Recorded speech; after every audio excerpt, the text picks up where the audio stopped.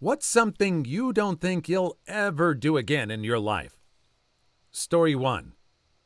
Salvia divinorum. That stuff is absolutely wild. I went places on that substance.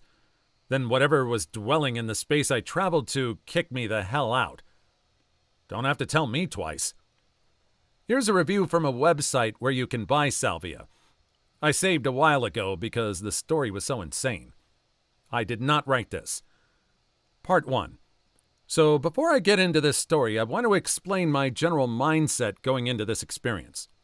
First off, I was nervous, as I had only heard a few stories about salvia before, and they all sounded frightening but also ridiculous.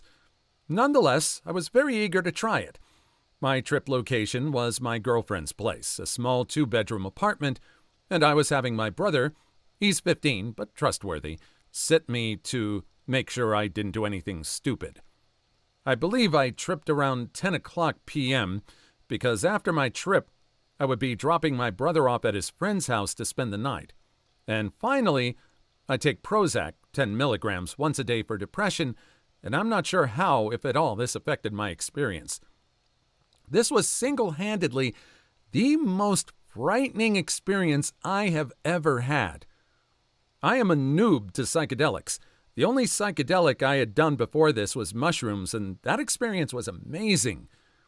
However, very weak, as I only took 1.7 grams. Now this was 40 times, which I was told was perfect to start at. Boy, was I terribly mistaken. I remember everything as if it just happened yesterday. My brother and I drove to my girlfriend's place around 10 o'clock p.m. and we quickly got everything ready. But before I tripped, I felt like getting extremely high on some Mary Jane. So I grabbed my bong out of my girlfriend's laundry room cabinet and lit up some flame weed. After getting baked, I opened the container of purple sticky salvia and grabbed a big chunk between my fingers. I put it in the bowl, hands nervously shaking, all the while spilling the substance all over the countertop. When I finally had a full bowl of the dark, dry, grayish-green leaves, I got ready to take the hit. I had told my brother to keep me on the couch at all times, as I didn't want to cause any damage to the place while in Salvia land. Where am I? There we go. That was a bad idea. I sat down on the couch, hands still trembling, and grabbed the bong. I lit up the salvia, biggest hit I could, sat back, and held it for as long as I could. It couldn't have been more than 15 seconds later that I started to feel something. Start of trip. Everything in my peripheral vision started rapidly vibrating, and it eventually covered my entire field of view. I don't even remember exhaling, but managed to yell the words, oh dude, out twice. According to my brother, I never said this, before completely blacking out for a few seconds. My vision was instantly brought from first person to third person, as if it were scrolling out in a video game. I saw myself on the couch from behind, when all of a sudden my body just completely snapped into this taco-shaped object at the speed of sound while hearing a violent crack. However, at the time I found this hilarious. After I witnessed this, my vision seems to be scrolling out more. It scrolls out until I can finally see darkness surrounding this square image of what was left of my current reality. I start hearing everything that ever existed all at once, flooding and overloading my brain. I heard every sound frequency imaginable. If I could describe it, it would be like a buzzsaw starting up and reaching its peak, magnified by 1,000,000, multiplied by 1,000,000. The one image of my reality multiplies at indescribable speeds, going and going and going. It finally reached the point where the division of my reality had reached the edge of the universe, and I felt every single thing that ever existed at once. Every time I swallowed, breathed, moved, etc., every other reality did the same, however, lagging behind me. I felt as though when I swallowed, every other reality would swallow, and I was feeling that for what felt like literal forever. Imagine a life where all you could do is swallow nonstop every day for the rest of your life. That is how it felt to do anything on that couch at that moment. It seemed, however, that the swallowing and whatnot and starting to get some ending point, and the realities had stopped multiplying. Part 2. I felt so relieved for the slightest moment when everything disintegrated from top to bottom. That is when I lost everything I knew. As it reached the bottom, I realized there was a picture behind that disintegration. I caught a slight glimpse of what I was about to be in for. It was me, shaped as some kind of rectangle-like object laying completely flat, face up, and with my arms at my sides. It looked as though my body was stuffed and filled to the brim in a see-through coffin. Not only this, but there were about 15 to 20 completely blue men holding this coffin, but holding it without using anything at all. It was just hovering above them, still. These men had very creepy, stern looks on their faces, as if they were intent on doing their job. In the background of this image was unimaginable, indescribable colors flowing and melding together, sort of pixelated in the way it was done. I witnessed all of this for about 3 seconds before I was literally pulled into the hardest, most forceful turning and winding feeling at an amazing speed. It was these blue men pulling me along with them wherever they went. They followed some kind of roads, the best I can describe it, that went on for eternities and eternities. It was pure and utter hell. I was witnessing all this. However, I was being zoomed in and out of third person, all the while being flipped and twisted and turned every which way there ever is and will be. I heard awful sounds and screams. After eternities had passed, it seemed as though I had reached a destination. Everything stopped, and I went to third person. My coffin flipped up vertically and slammed extremely forcefully and hard into a concrete wall. No, wait. I knew what this was. I could literally feel it. This was not a wall. This was a sidewalk. A sidewalk in front of my old house I used to live in, completely out of state. I had become the sidewalk. I could feel every last particle of my being spread across the sidewalk, and it eventually spread onto my old house. I spent decades living in my old house. Everything that I felt, I felt. During this time, I didn't feel so horrible. It was like I had finally felt a little bit of peace and quiet. But this peace and quiet was ripped away from me when the little blue men came back, somehow grabbed every single particle of me, and vacuumed it back into the see-through coffin. I spent more and more time, whatever time was, being forcefully dragged and thrown around by these little blue men into various objects. There came a point where these blue men were taking me somewhere, but it was a very familiar place I was headed to. I could feel it. They stopped, flipped my coffin up, but wait. What I was being slammed into was not any object at all. It was a very dark shade of green/blue. I was slammed into this color wall and was able to move. I was no longer in the coffin, and it felt as though I was being weighed down by tons and tons of sand. It took every ounce of willpower in me to navigate through this heavy, resistant sand. I started to feel closer to the surface.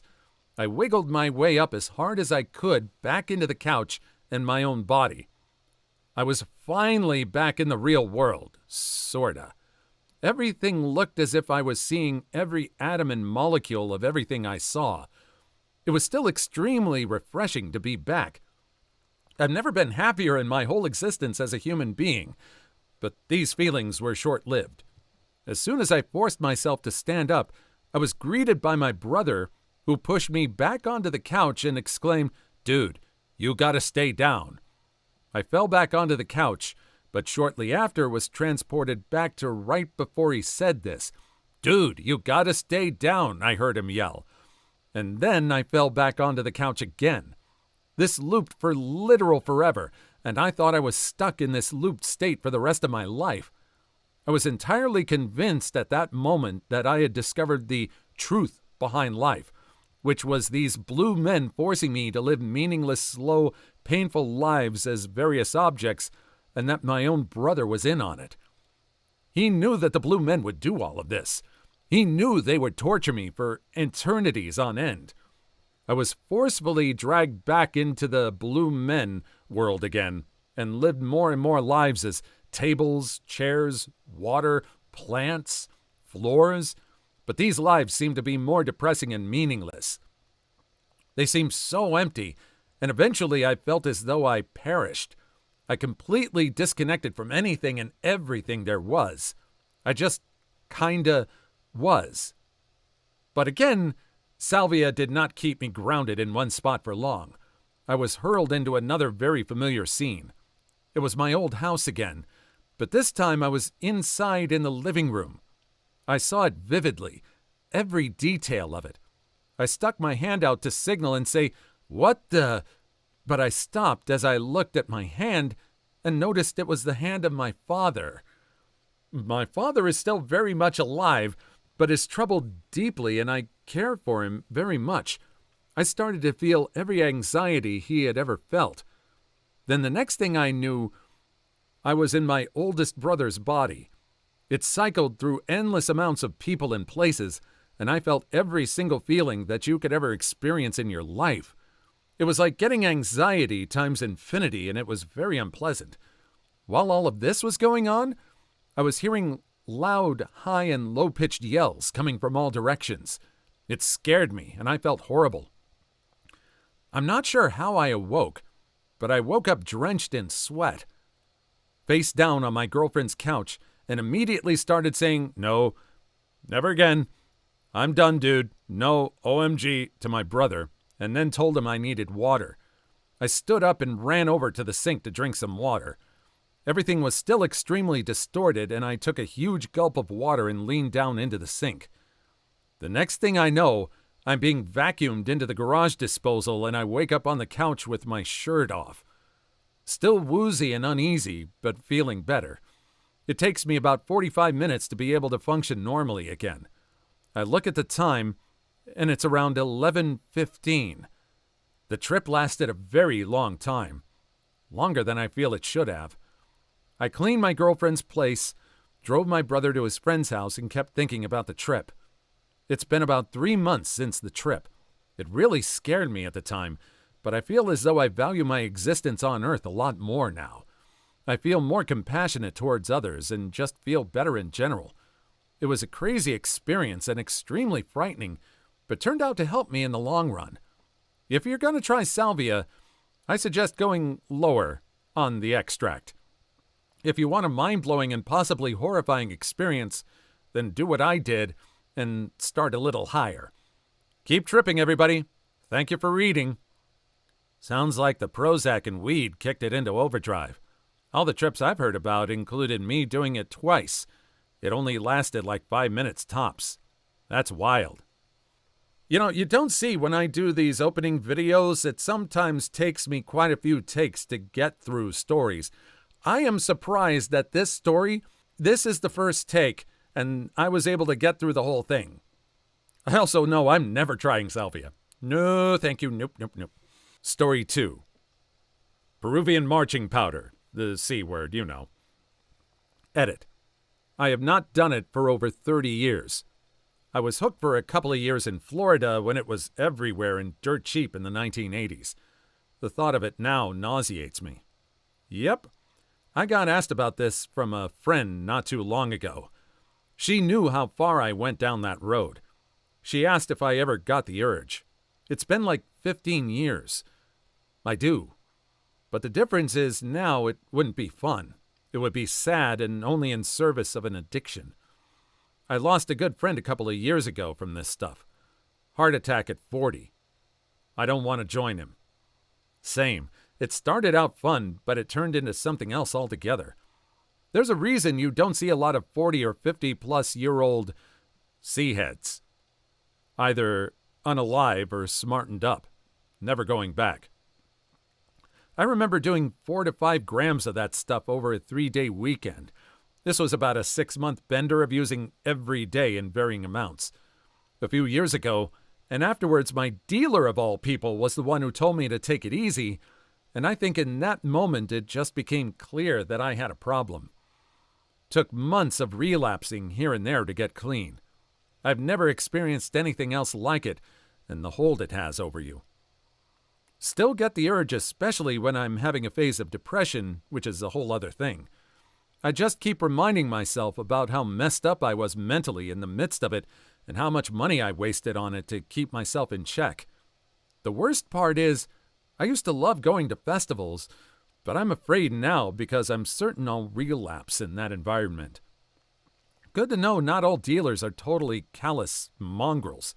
Glad you got a grip on it before it's too late. I still get new number text from a lot of my old dope dealers. Being that I have multiple years clean now, I always respond with that and maybe good luck. Every single one has been congratulatory and told me to keep up the good work, etc. Really caught me off guard the first time, but it actually amazes me that I've never had someone try to push something onto me after that.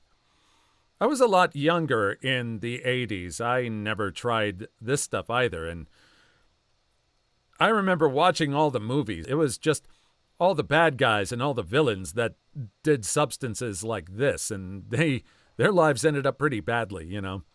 Especially like RoboCop, especially with how that guy's life ended up. Not RoboCop, the executive. If you know the movie, you know the scene I'm talking about. Story 3. Skydive. Biggest rush, but once is enough. My wife went tandem skydiving, and her main chute didn't open, and they had to use the reserve. Then about a year later, her friend called her and said one of the instructors they had gone with had perished in an accident. Holy hell on a swivel stick. What if the reserve doesn't work either? You see, this is what scares me poopless about skydiving. Friends have done it and always try to get me to join, but I'm like, nope, because I already know if someone's chute isn't going to open or malfunction, it's going to be mine. Like I already know that's just how it is, and I don't particularly want to know how it feels to bounce my face off the surface of the earth right now. There's always a chance the second doesn't work too. However, if I remember correctly, the second chute is required to be packed by an FAA-certified member, and they have to be re-inspected every 6 months or any time they're used. The initial chute is packed in the house. The 2 places I've been to get set up right where they're packing the chute so you can see the process. Here, look at how well this guy is packing your chute. See how he gets the W-fold perfect and ensures the strings have a maximum 6% twist torsion? I've had friends that try skydiving. This one I would try once. I probably would not try it again, but I would try it once. I do have a very big fear of heights. I haven't been on roller coasters for a long time, but that was the main reason I didn't get on those. Please like and subscribe if you made it this far. I hope you'll enjoy the rest of the video and have a wonderful day. Story 4. Give birth. Giving birth seems so painful and traumatic. I'm surprised there aren't more one-and-dones. For me, it was being pregnant.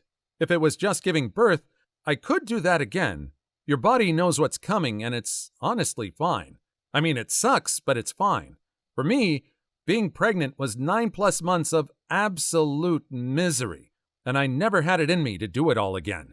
The postpartum period sucks too, and I'm very vain and basically never want to look like hell. That being said, I probably would have done it again if my husband wanted another baby, but he waited until I was like 38 to suggest another. Get the hell out. Our kid is in high school. OMG, right? I kept saying that when I was pregnant. Birth is like one day. Pregnancy was 9 months of misery with a new symptom every day. Nausea? Old news. Back pain? Aight. Restless legs? What the hell? Oh, you got restless legs under control? Here's some reflux. I had the little-mentioned pregnancy rhinitis. I had a completely stuffed nose my entire pregnancy. Should have bought stock in Breathe Right strips. Story 5. Get married. I lost my husband to cancer 7 years ago when he was 48 and I was 45. I can't imagine ever loving someone that much again. I can relate. My husband passed away unexpectedly when I was 38 and he was 41. That was 3.5 years ago, and I can't imagine getting married again, but my kids are still young, so who knows what the future will bring when I'm an empty nester. My mother and 3 of my siblings perished when I was young. My father was in his mid-20s.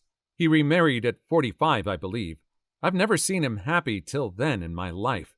I will say, as his kid, I have nothing but happiness for his newfound love. I'm so sorry for your loss. I wish you and your children all the best. My mom passed 4 years ago, and my dad is still heartbroken every day. My mom passed away 17 years ago. At that time, my dad still wears his wedding ring and has not dated. He says there's no point, as he could never again have what he had with my mom. Aw, such a blessing and a curse to love someone that's no longer here. Story 6. Horse. Another illicit substance, it's the H word, you know. Been sober since November 17th, 2018, and my life is better than it's ever been. Edit. Thank you to everyone who has given me updates and awards. I've read through and been able to identify with so many who have commented. When you're stuck in that lifestyle, you honestly believe that you can't survive without it. Now looking back, I don't know how I survived so long with it. Extremely lucky. Yeah, I had a great uncle who couldn't kick the habit and perished from complications at 62. To be fair, he did almost every substance, so making it to 62 is an achievement of its own. Same here. May 14th, 2015. My date fell on Mother's Day this year. I never would have ever become a mother if I didn't get clean. I feel beyond lucky to have made it out the other side because most do not. We do recover. I am lucky that my biggest thing growing up was when I lived in Vegas, I did some drinking, and I only stopped because other people had always paid for the drinks and they stopped paying.